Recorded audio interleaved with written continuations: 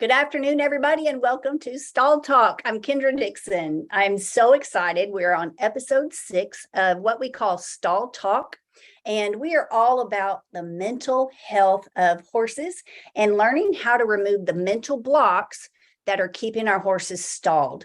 You know what?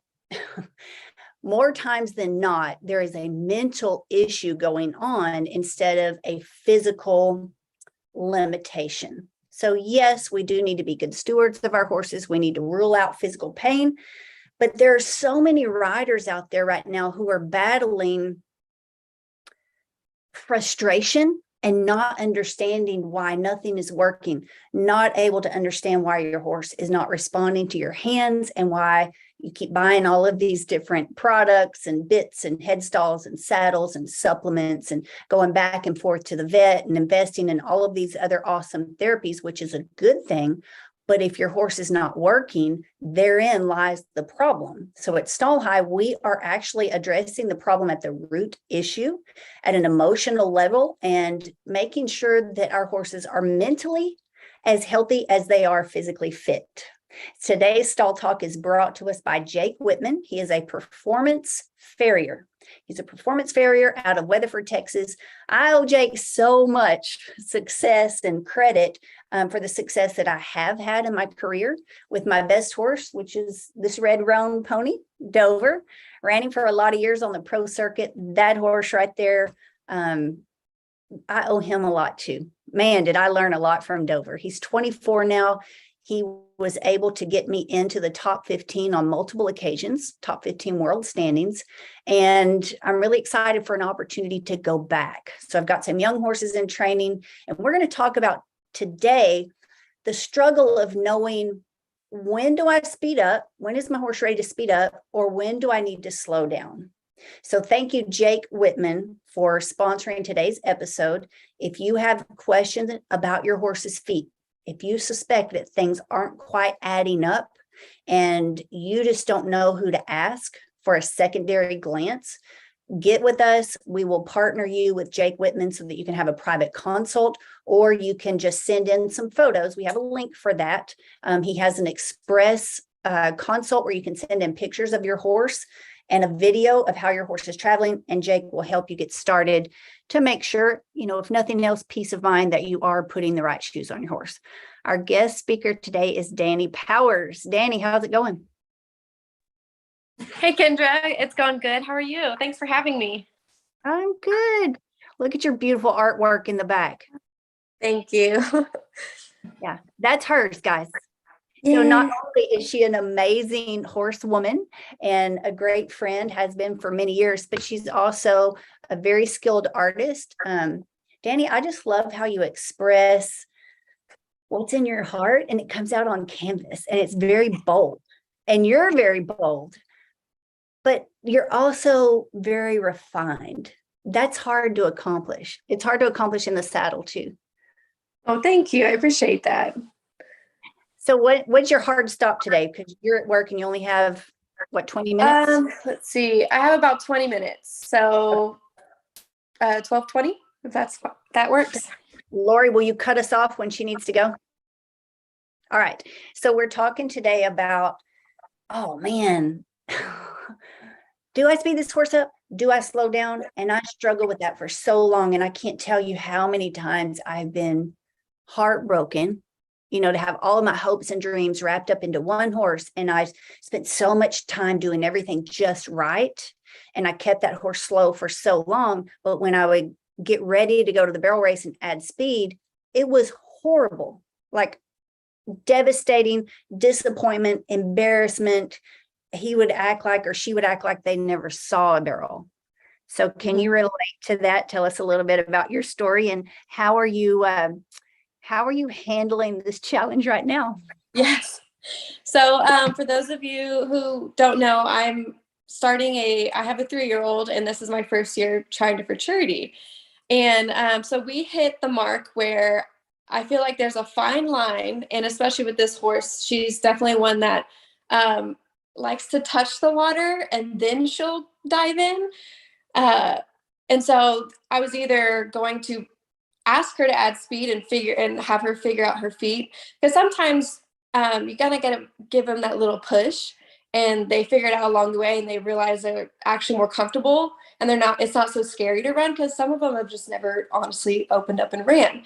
But there's also a very fine line that if they aren't confident in their feet and their placement, and they're still asking a lot of questions at slow work, it's going to blow up. And so I felt like her mind was there. She was mentally ready.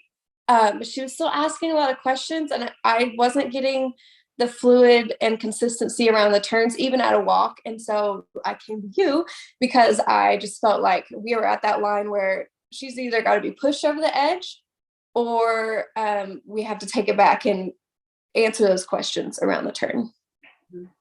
And you don't really want to go back because you have events coming up.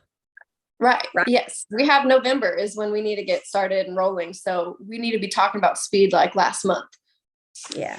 Okay. So, and Danny, you know, because you started riding with me when you were 15.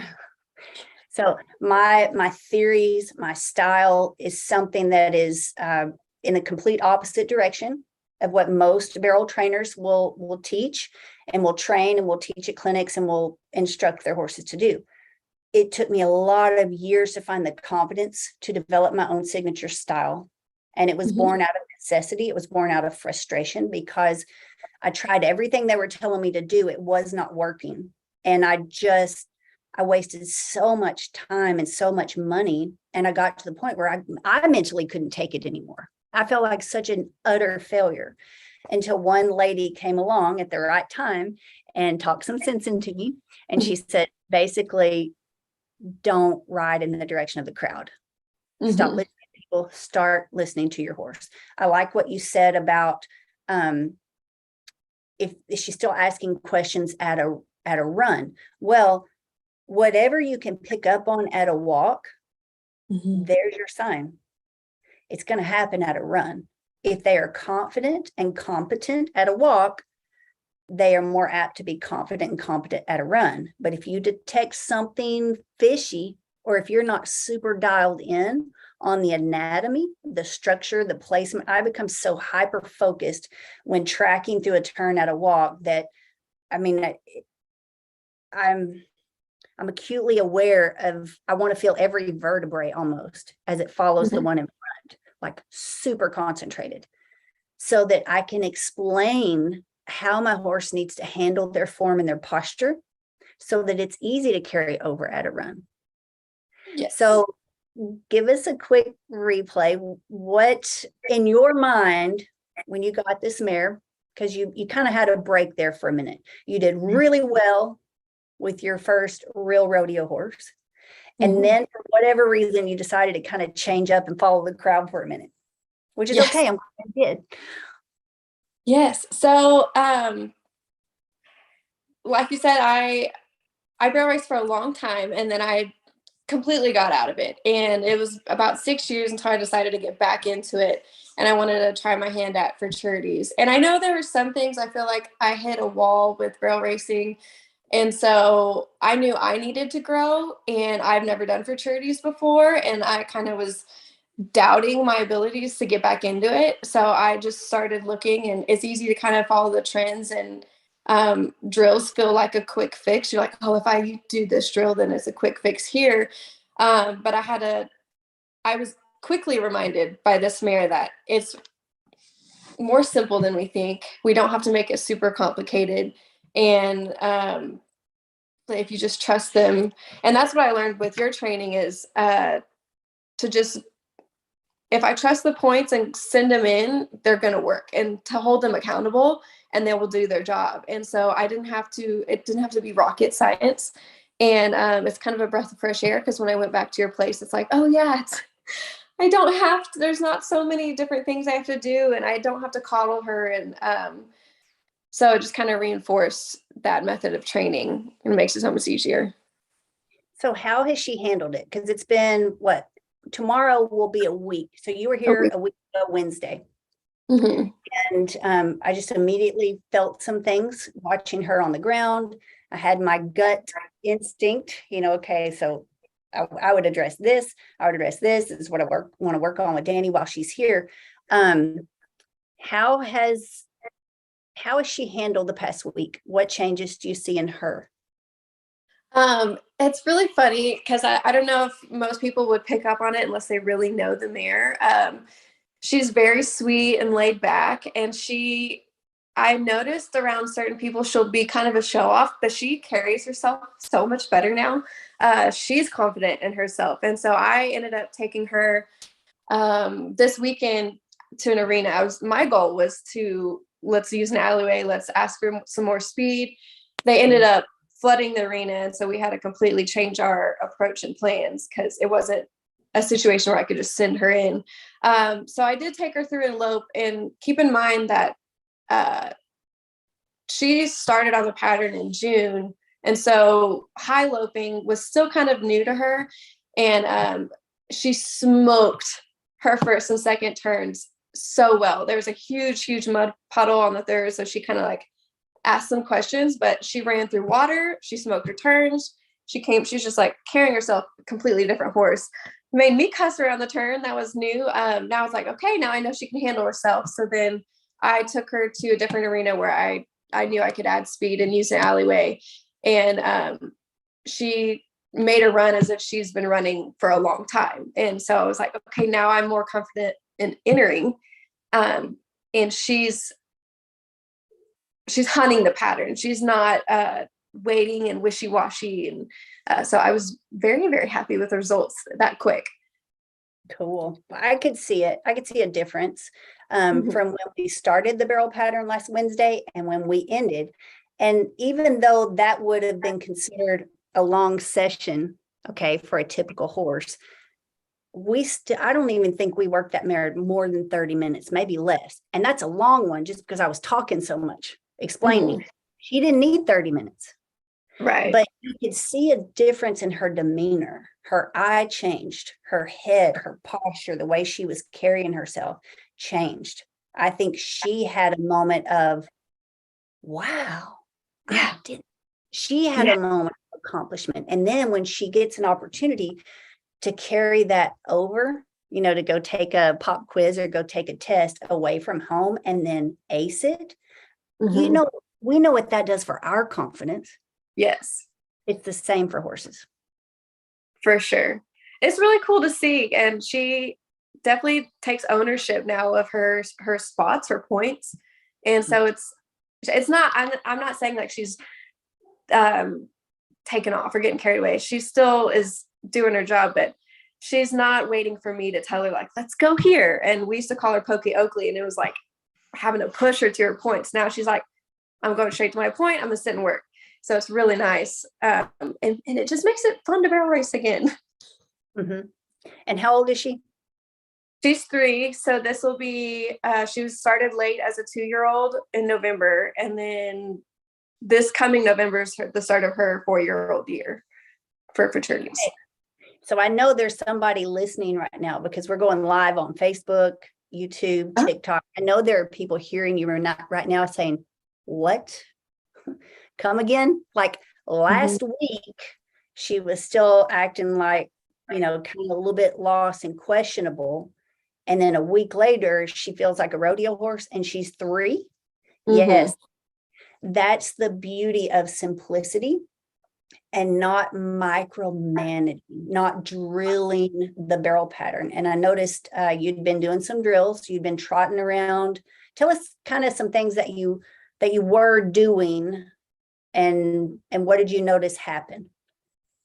Were you so I was doing more circling and not stopping. And then if I were to rate down, I found that if I was rating at the spot that I would normally stop at, she was getting really heavy on her front end and real sticky. And so she was relying on her front end and not throwing her and not utilizing her hind end where her power is. And so then I was having to rate more, or she was overcompensating and going out. She was giving herself a pocket, even though I was trying to drive her more straight. And so I found that the drilling and the just constant circling, we were just having to go back to the drawing board, because then when we asked for a lope, she was stumbling over her feet. She was just like not very confident in where she was going. I was helping a lot, and I didn't like that. I think it's because circles are just too vague. You mentioned like there's a point, there's a destination, and we don't have constant contact with the rein. I just did a private session a few minutes ago with another futurity trainer, and she's one of our online mentor students. And y'all have very similar mares, very intelligent, very athletic mares, very capable. And you're both getting ready for futurities, like here in the next few weeks. So we were just critiquing and like going through in hyper detail. And I could watch her hand. Now she does have her hand placement in a good place. She's guiding to the side. However, she's staying there too long. She doesn't go back to neutral. She doesn't give her horse a moment to take responsibility. So I call it putting on the blinker. I just get my hand in the right position. If and only if they need me, I'll let them know, hey, there's a barrel. Don't forget your turn. Don't forget to finish your turn. And what happened was, and traditional barrel racing teaches us to remain on the blinker the whole way, either here or here. Well, we just talked about this today. If you leave your blinker on, you're going to annoy other drivers. You're going to annoy who's in the truck with you because you hear that. Okay. I think that annoys our horses too. They're like, why did you leave the blinker on? I know I'm supposed to turn. Let me turn. So I'm thrilled. I'm thrilled with your progress. I'm excited for your future. And I'm just happy that you came back and gave me an opportunity to help, with this mare. So when is your first futurity? Where will you run? The Thanksgiving Classic in Bernie, Texas. We're going to start at a little small one, and then we're going to go off to Kinder and try to go from there. Awesome. Well, yeah. I'm very excited for you. Thank you for just being willing to come and be transparent. Love having you as part of Stall High. You were one of our guest coaches in one of our first clinics, in fact. So you've always been a great student. You are someone like your horse. You can process information very quickly and apply it. So I'm just really excited for your future and wish you all the best, my dear. Thank you so much. And thanks for having me. I mean, I owe my whole career to you. So it's always a pleasure going to your place. I learned so much. So thank you again. Well, I appreciate that, but you're the one who did the work, lady. Guys, she took a 3-year-old, barely started on the pattern. And within a year, was it, Danny? A year. Yes, ma'am.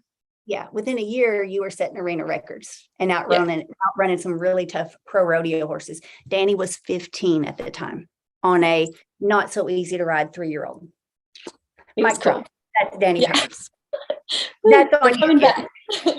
All right. Well, I know you have to get back to work. I'm going to share my screen and we're going to share some videos. But thank you so much, Danny. Thank you so much. Bye.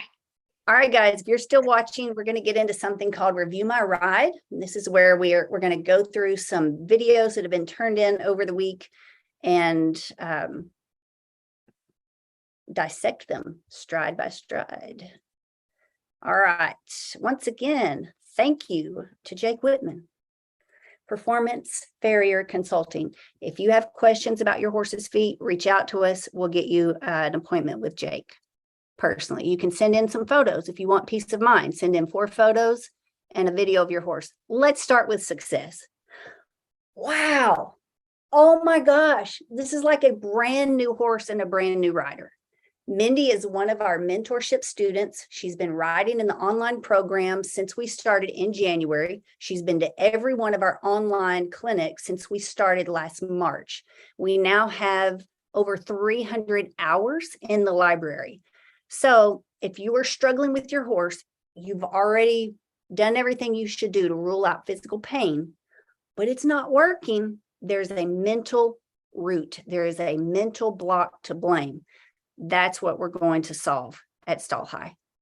All right. So this is a rider who has worked really hard, very diligent to overcome some mental blocks. And guess what?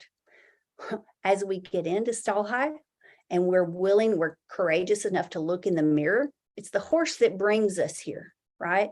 But when you have an opportunity to learn from the team of mentors, the experts who've lived their lives in the saddle, and they are expert in their field, you realize that the mental block we're realizing it's in us. We're the ones who have mental blocks, and most often we're the ones projecting them onto our horse. And that can be very painful if you don't have a support system. We do not want to be critical, okay? But we do want to be constructive in detail. So this is a rider that you're watching right now who has come leaps and bounds and light years in less than a year. Just by coming to class online, her confidence has now shot through the roof, and you can see it in her horse. Her horse now travels flatline, smooth, where before head was bobbing. There was a lot of stutter steps. The pattern was not this smooth. It was a lot more sporadic. And this rider felt like she needed to safety up, safety up, safety up. This is the fastest I have ever seen her run. And I'm so, so, so proud of you, Mindy. This is a great run. Lori, what do you think? I know you saw this on Facebook before I did. What do you notice? It's awesome. I think I'm just now seeing this for the first time. I don't think I've seen this one. What do you notice?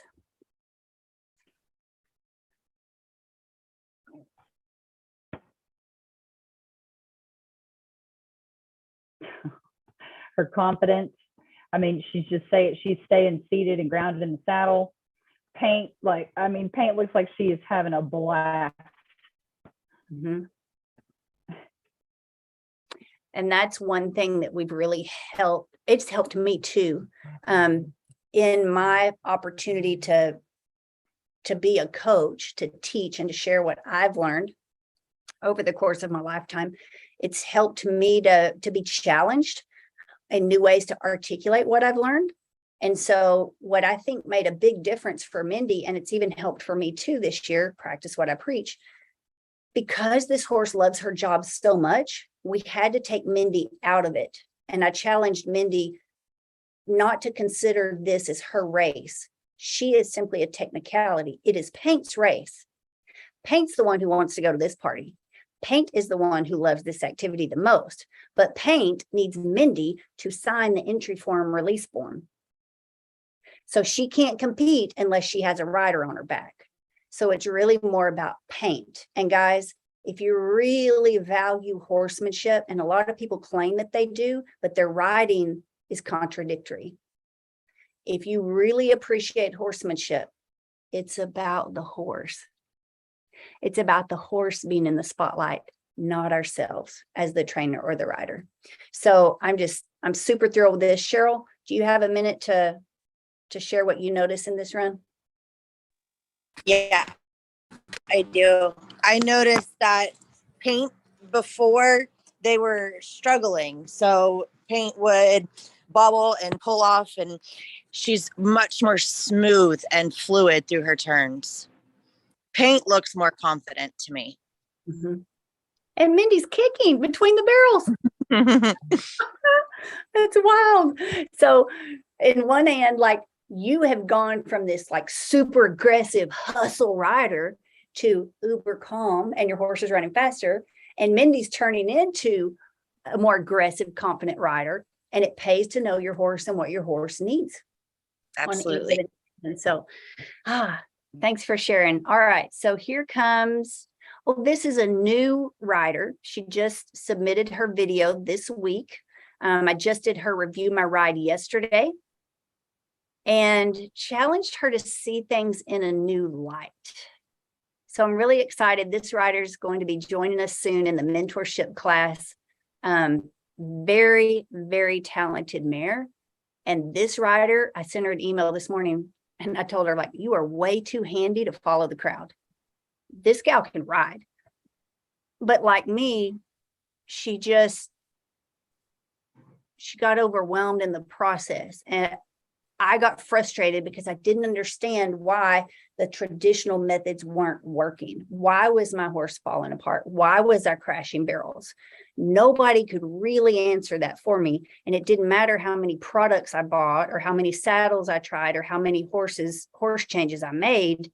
I just wasn't able to have the level of success that I really wanted in my heart until I changed everything and put everything I'd ever been told, basically threw it in the trash can and started over from a biomechanical standpoint, understanding my horse's structure. This is Mindy's husband, Martin. So last week we talked about Martin, this horse clipped a barrel and Martin kind of pulled up. And even last night in class, our coach, Matt Reeves, said, do not quit. If you are a bulldogger, if you're a steer wrestler, don't let go. Don't let go too early. And if you are running barrels, don't quit your horse because they could learn a bad habit, and don't pull up before the timer. So you can see that Martin, sharp fella, he listened. So instead of pulling up his horse last week and accepting defeat on this little buckskin, yeah, he clipped the barrel, but he's going to take responsibility for it. He knows what he needs to change for their next run. And this little horse is wanting to work.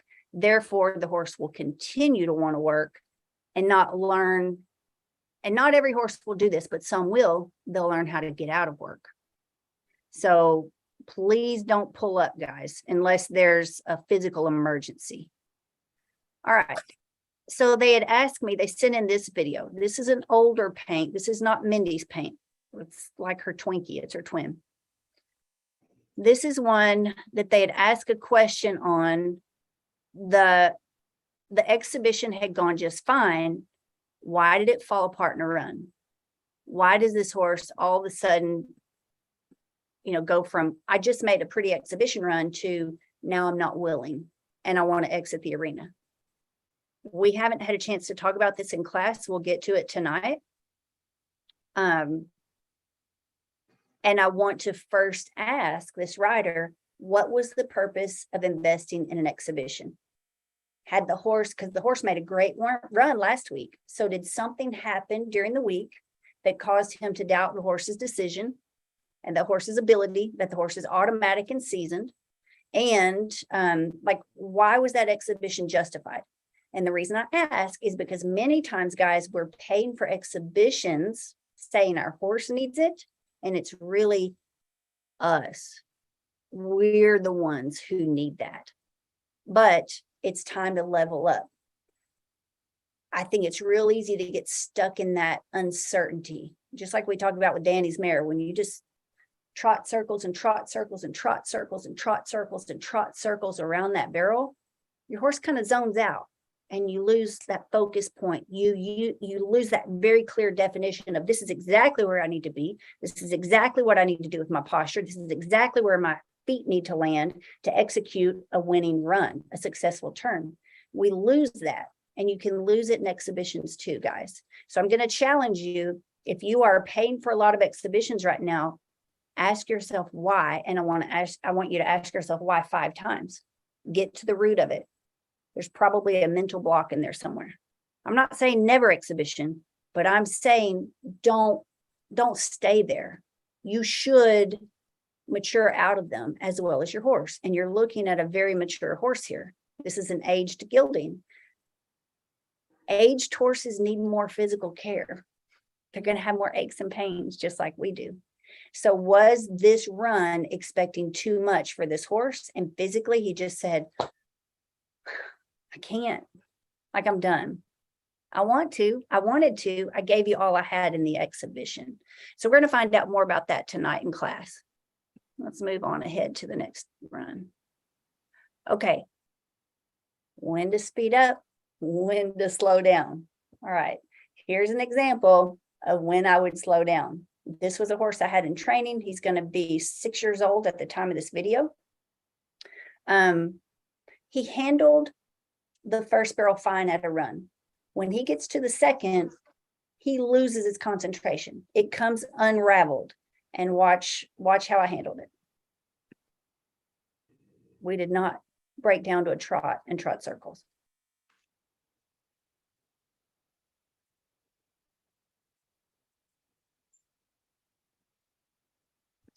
Just stop. Stop, go back. Don't go back to kindergarten.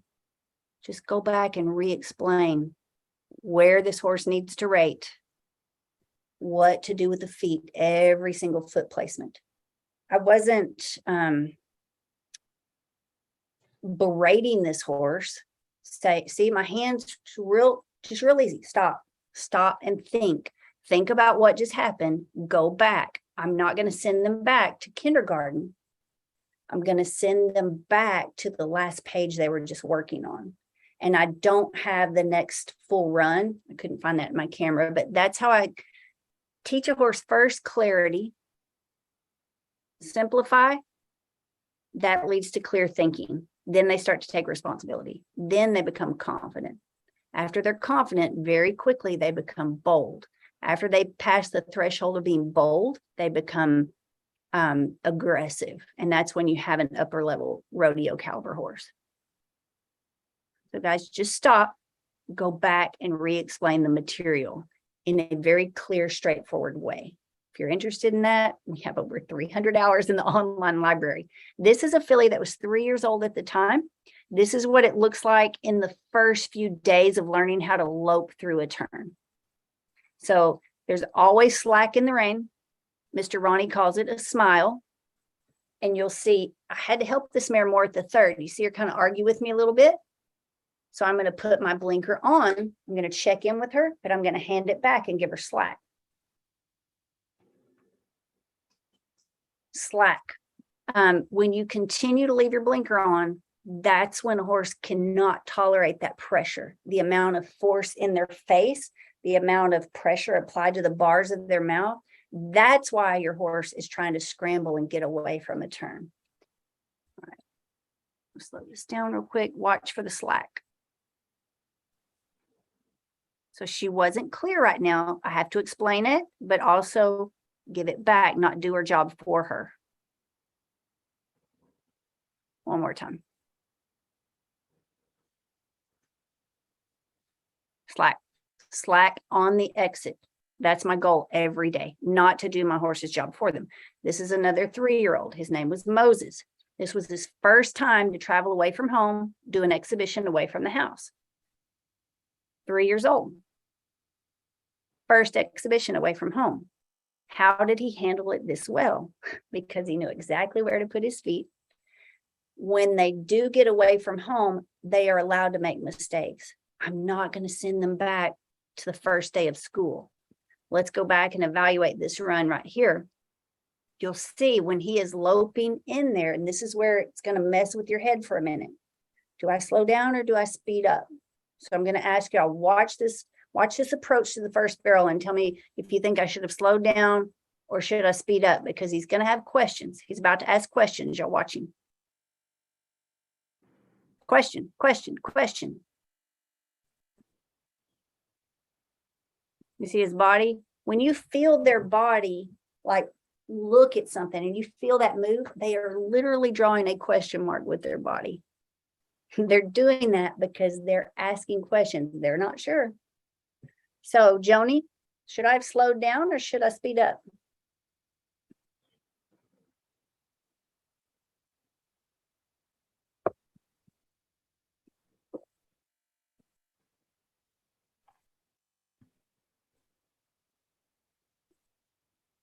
Are you at a place where you can talk?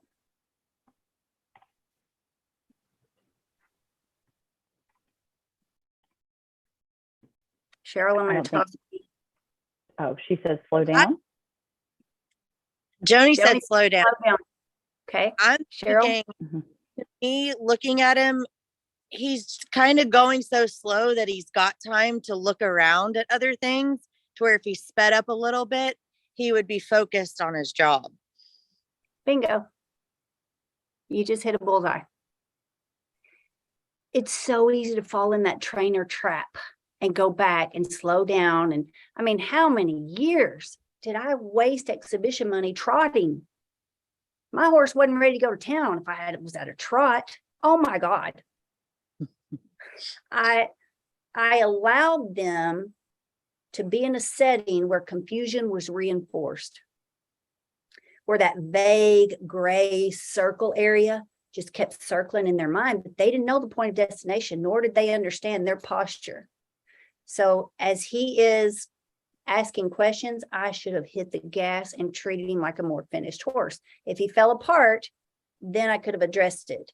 But what happened, because he was going slow, he actually made it harder on himself to finish this turn. So watch him struggle as he leaves. He's going to get in my hands and kind of bubble out on the backside. Oh, that's where he's slow. He needed me more.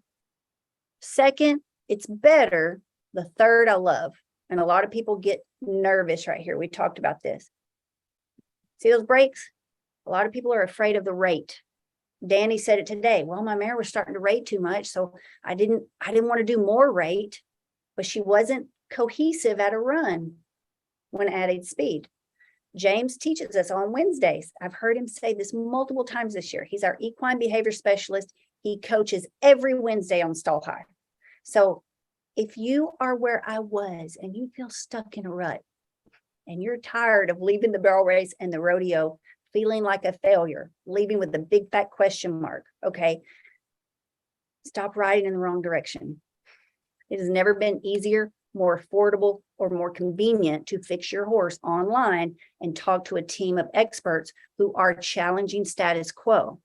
Okay, we are solving things at the root level, at the mental level, by really appreciating how a horse moves mechanically and how their mind is attached to their muscles. It gets way deeper than I can explain. That's why I have experts on the team who can articulate things better than I can and who are teaching me. And it's fascinating to learn. Because he slams on the brakes, all I need is momentum. When their posture is correct, momentum pushes that posture right through the turn. But if they start slowing down and dipping on their front end, and they put the bulk of their weight drops and lowers on the front end, it's going to be exponentially physically more difficult to get through and come out of that turn. We say it a lot in training and in explaining the process.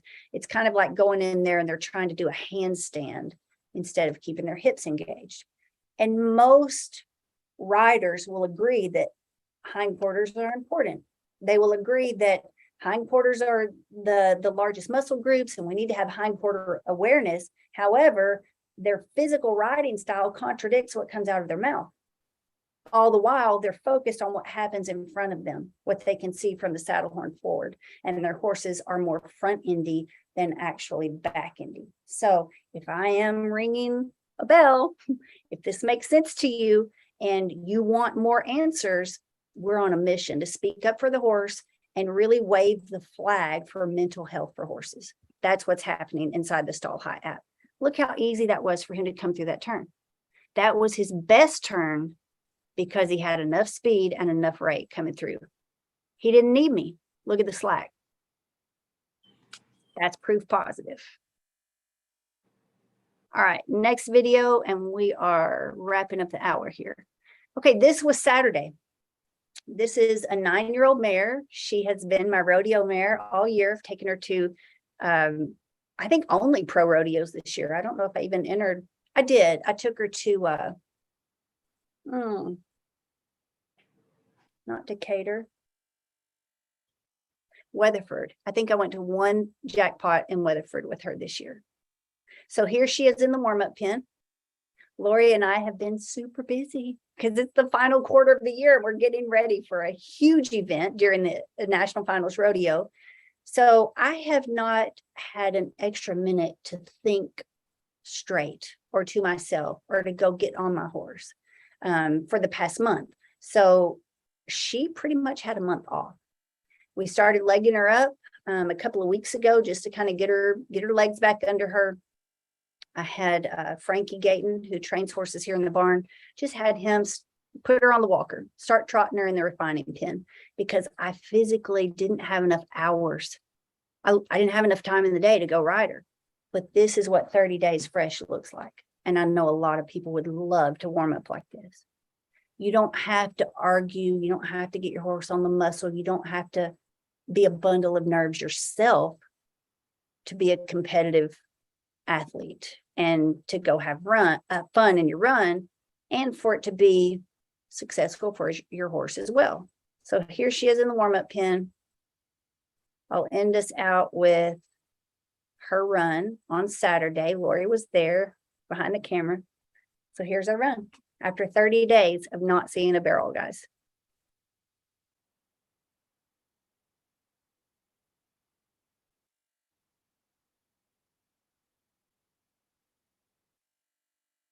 When people reach out to us, so I get a lot of text every day.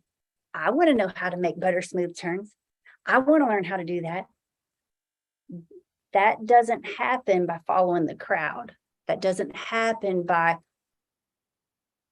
buying a bunch of Band-Aids. I used to buy Band-Aids. Whatever saddle pad was popular, I was going to buy it. Whatever the most popular feed was, barrel racing feed, I was going to put it in the truck. I worked in the school district. I made pretty good money as a speech pathologist. So I had some coin to invest in my horses. And I prided myself on providing the very best care. However, I was completely missing the obvious. I was not clear in my direction for myself. How could I possibly explain that to a horse? And that's what almost got the better of me. That's what almost had me to my breaking point where I was willing to just walk away from something that I've enjoyed since before I could even talk. I've been in the saddle my whole life, before I could talk, before I could walk. And barrel racing is really my heart. That's my heart's desire. And I'm so thankful that one lady cared enough about me as a rider. She cared about my career as a horseman, and she cared enough about the horses that I owned to challenge everything I thought I knew about barrel racing. And she said, stop, please stop listening to people. Just start listening to your horse. And it forever changed the direction of my life. So now we have Stall High. It is an app, very easy to go to the App Store or Google Play. You can download the Stall High app. I will tell you, only download the Stall High app if you are ready to learn. If you are ready to be part of a mentorship program to where you can get the answers, we're not going to spoon feed you. Too many people out there spoon feed you. And everybody has, how did my Nana used to say? Nana used to say, never stand in the way of somebody who's determined to learn the good old-fashioned way. You are more than welcome. You have a right to go do things wrong, to do what I did the hard way. Go spend a few $1 million and get lost for a couple of decades. Get to your breaking point, and then maybe you'll be ready to reach out for help.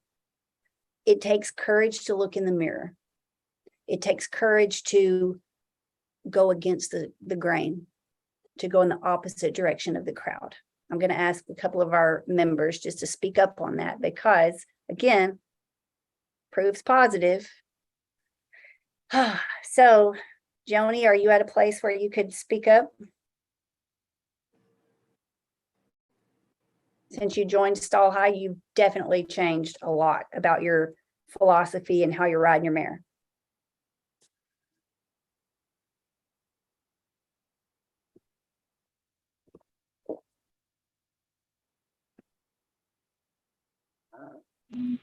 Hey, yes, it has been eye-opening. Just a while ago, watching the gray horse, in my runs with my little mare, I sped her up on the second and third, and her turns are just, she's doing it. I'm basically just kind of along for the ride. She is doing it. On the first one, it's like just like the light bulb just turned on. When I said, slow them down, you're like, no, speed them up. They've got too much time to think about what's going on over there. What's going on over there? I know she can turn it. She's done it. It's me letting her go. But things like that are so simple, and it's such a eye-opening moment. Awesome. Even though we're slowing back down, though, we're picking up so much more information than we've known the past 20 years I've been doing this.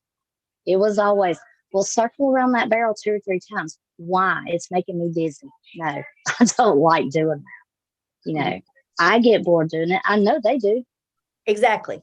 Yeah. So, and Emily, I don't know if she's in a place, Emily may have left us. So she's typically at work. She works in the emergency room. Guys, if you catch this and you're like, speed up, I can do that. I want to do that. I'm just going to go faster.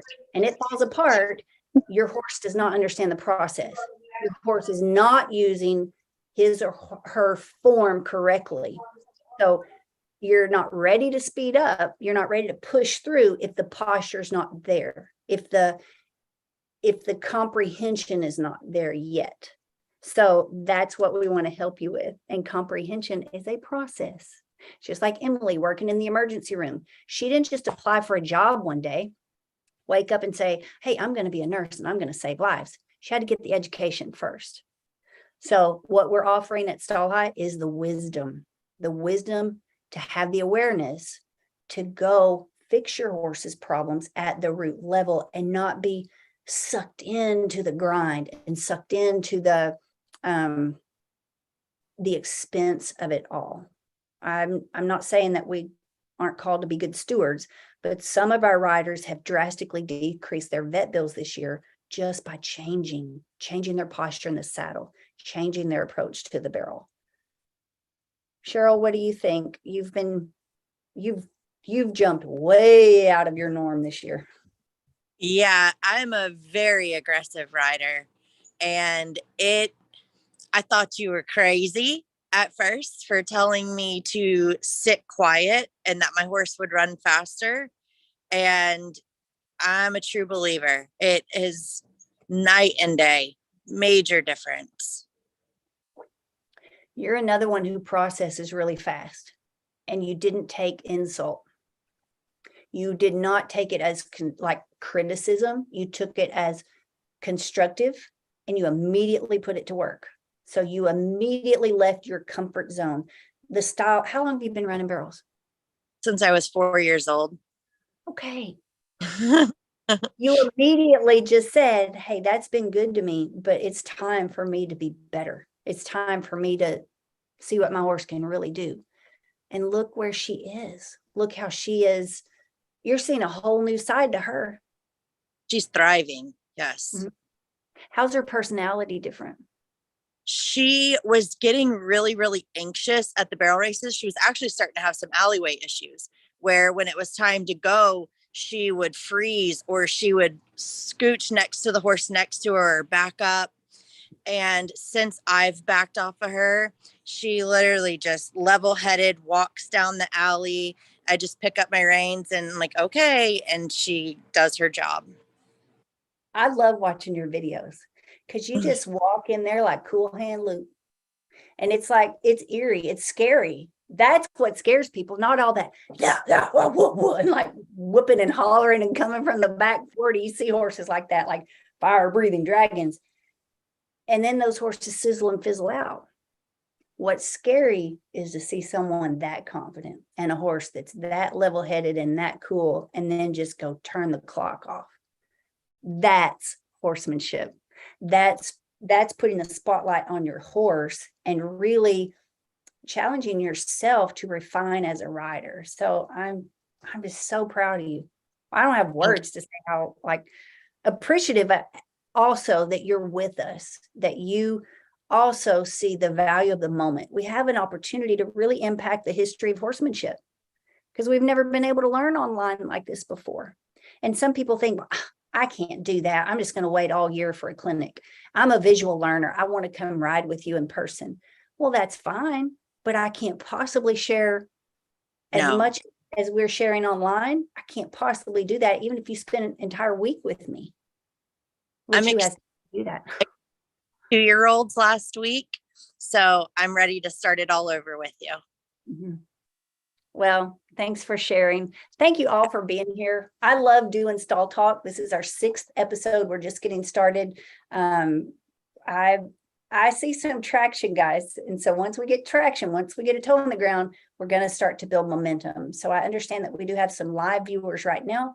If you want help with your horse, if this video, if this hour has really struck a bullseye for you and you want to know how to do things different, how to peel back the layers, okay, to really see, yes, it takes courage. You're going to have to look behind the curtain, But if you want to know what is really holding you back, more times than not, there is a mental block to blame.